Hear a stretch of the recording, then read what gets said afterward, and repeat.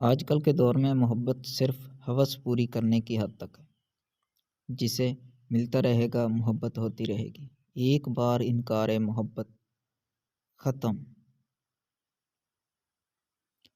अगर निकाह में खूबसूरत औरत चाहते हो और तमाम औरतों को नेक निगाह से देखो कि क्योंकि इस्तेमाल करोगे तो इस्तेमाल शुदा पाओगे।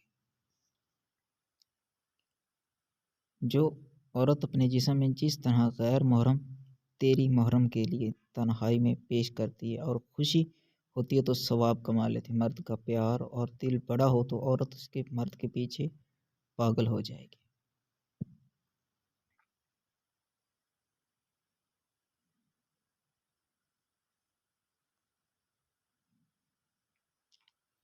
मर्द यही चाहता है कि उसकी बीवी बाहया और बापर्दा, मगर खुद अपनी नज़र इस वक़्त तक झुकाता है जब उसे जूते के तस्मे बांधने। हर वो मर्द और औरत तवाइफ के ज़मरे में आता है जिसका किसी के साथ नाजायज़ ताल्लुक़ है।